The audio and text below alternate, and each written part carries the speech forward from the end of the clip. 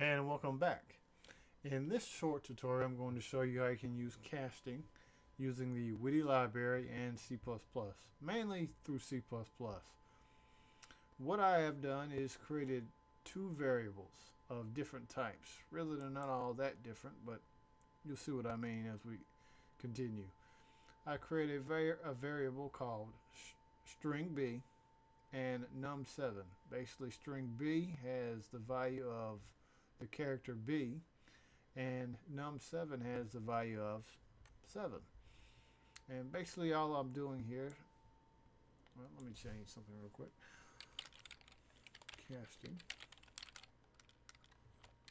Basically all I'm doing here is I'm going to cast this value into a number, into an integer. If you know anything about C++, characters in the most common form, I guess you could say, it is nothing but an integer. When you break it down, at the end of the day, all a character is, just a single character, is an integer.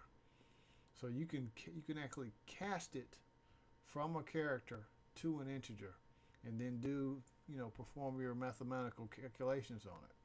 And this is exactly what I did here. I just created a Witty string, gave it some header information, and said take string b plus num7 and make it equal to string b plus num7. And here's where the casting comes in. Again, I'm not going to try to go over like all the different forms of casting in C++. You can find that plenty of places on the web. But this is just to give you a quick example. All I did was take the string b, the char of value b, and displayed it, basically, I really didn't have to do this right here, but cast it. I did a cast right here to cast the value onto the screen. And then I took the num7, put it right here as the next placeholder. And then this is where it gets interesting. I took this value and cast it, this char. Again, remember what I said, a char is when you break it down to its most common form, is nothing but an integer in C++ and even in C. I cast the char to an integer, and this will not, this won't crash. And it'll output the value of what it truly is, and then you can actually add it to the num7 onto the screen. And let's just see if we can do a quick compile. Shouldn't take too long. Building. There we go. And let's see if we can run it. Okay, there's the server. It's running. And then let's just do a refresh. Well, I didn't have to do it that time either. And as you can see, if you look at this, a B, when you cast it, just the char, a single B of type char, when you cast it to an integer, is nothing but the value 66.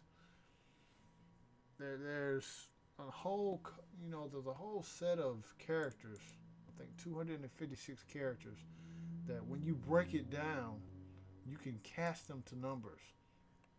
And that's basically all I did. I just did that for this example, just to show you a simple example of how you can cast from one type to another. Now, this doesn't always work.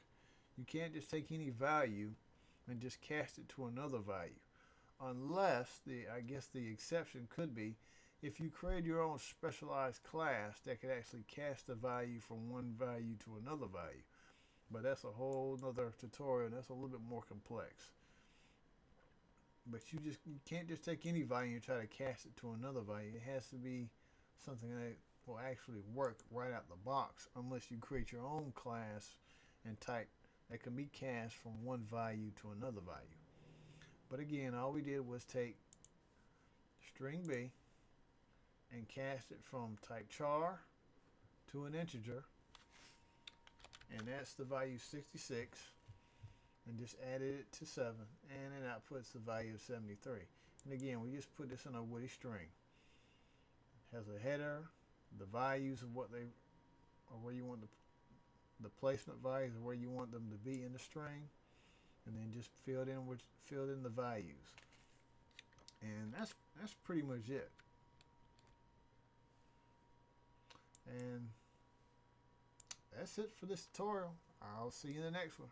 Bye bye.